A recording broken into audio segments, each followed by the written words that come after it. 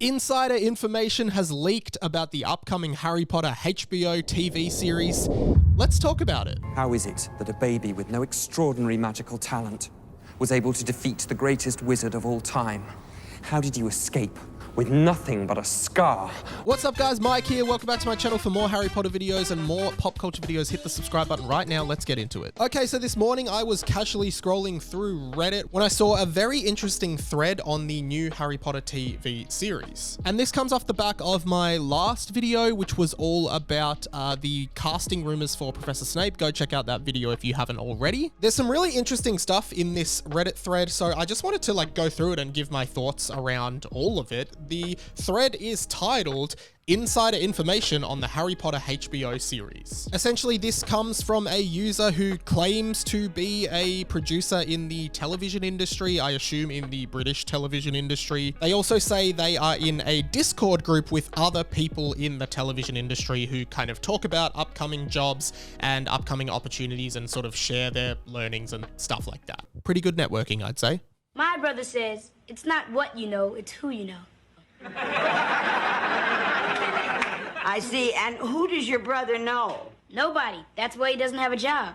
But someone has joined the Discord who claims to have a production role on the new Harry Potter TV series, and they are kind of dumping little bits and pieces of information that they have picked up along the way. So the first little slither of information we get is that HBO and Francesca Gardner, she's the showrunner, very much want a big movie actor to play Albus Dumbledore, hence their wish to cast Mark Rylance. Other potential actors they are looking at include Mark Strong, Andrew Lincoln, Colin Firth, and Hugh Laurie. Now, I've got to say, Hugh Laurie would just be so funny as Dumbledore. I only have really seen him in House, which is that medical drama he was in where he played Dr. House, and I think it would be really funny to see him in the role of Dumbledore. That being said, I completely think he could handle it. Thank you so much. I gotta get you a gift or something. Sometimes the best gift is the gift of never seeing you again. Funnily enough, Hugh Laurie is notably friends with Stephen Fry. They kind of got their start together in comedy on the Fry and Laurie show. Stephen Fry, of course, reads the Harry Potter audiobooks and is a big part of what makes Harry Potter Harry Potter. And not gonna lie, I actually think Stephen Fry could be a pretty good Dumbledore as well. So we'll see how that one pans out, but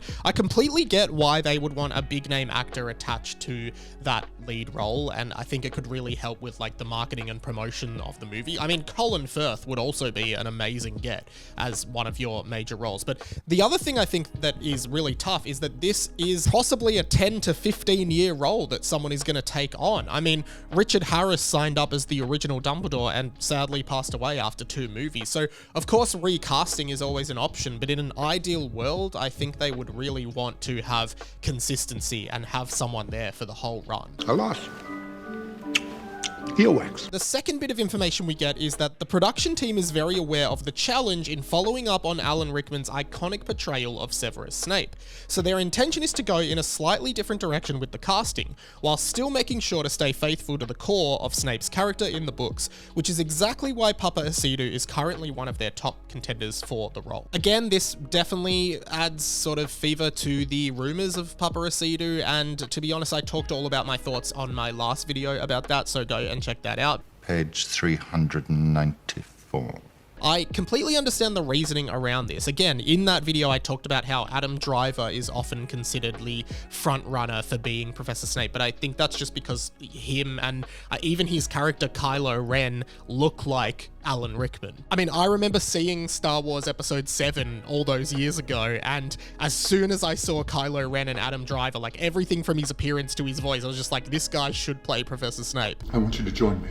But I don't know if in practice that is the best thing to do. So it's interesting. The next little tidbit is Warner Brothers is very set on maintaining a few pieces of key Harry Potter iconography for marketing and merchandising reasons, e.g. the logo, the general look of the castle, and the Hogwarts house logos. This one to me is very, very reasonable. There are so many existing landmarks of Harry Potter that would have to be changed if they say remade the castle. Well, they wouldn't have to be changed, but it would just date the current sort of marketing material material. Like, even if you go to Universal Studios in LA or Japan and you see the Hogwarts castle, like, it would be weird for that now to be outdated only like 10 years, 15 years on from the movies. So it does make sense that there is like consistency in what they are doing with the sets and the Hogwarts houses. I don't know if it will break the immersion, but I do understand it from like a behind the scenes marketing point of view. Next up, the set plan at the moment is to reveal the casting for the Golden Trio during a time whilst the children won't be in school,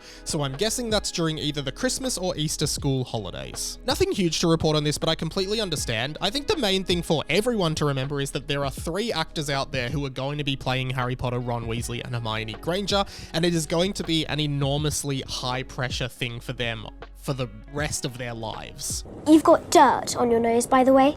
Did you know? Just there.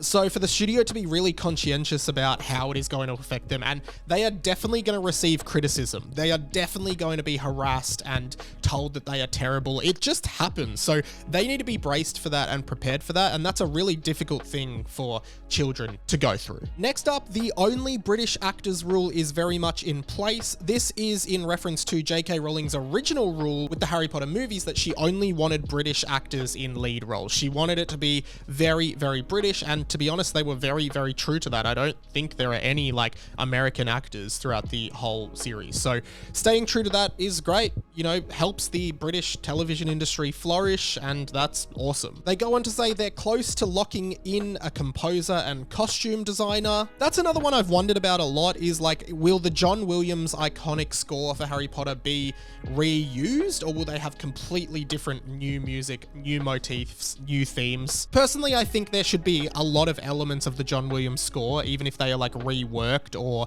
just sort of hinted at in the new score, but I really don't know which way they'll go with this. I mean, the music is so iconic that I would love to hear it again in a new context, so I guess time will tell. The next one actually worries me. They say to not expect a Voldemort casting until the 4th season. I'm actually pretty disappointed about this because I think doing a TV series, there is so much more scope to focus on so many of the secondary and recurring characters and like have Voldemort there from the start, in a sense that like you could flash back to his life. You could do so much more exploration of him around the entire storyline and other characters as well. Like, I would love to see Sirius Black in Azkaban in the 1st season. I would love to see, you know, shots of like Professor Quirrell in Albania, like finding Voldemort. There is so much that can be done here that it would be disappointing to not have a Voldemort casting until season 4. Of course, we will have to get at least a Tom Riddle casting in the 2nd season because he appears as his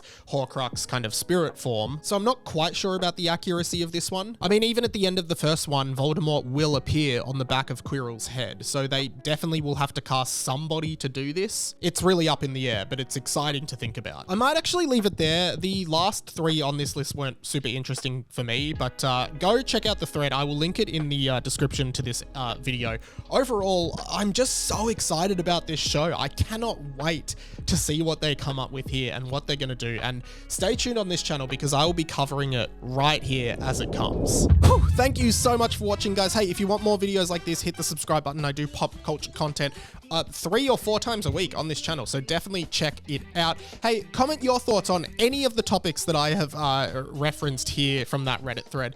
Do you think they should use John Williams' score? Do you think they should use the same Hogwarts castle? Who do you think is going to play some of the iconic characters? I want to hear it all, but if you've got nothing to say but you made it this far, comment always down below. You know why. I'm getting closer and closer to 10,000 subscribers and I would love to hit it next year, so hit the subscribe button, share the videos with your friends if you like them, and stay tuned and check out a bunch of my other videos. That is pretty much it from me for now. My name's Radio Mike. This has been The Inside of My Mind, and I will catch you later.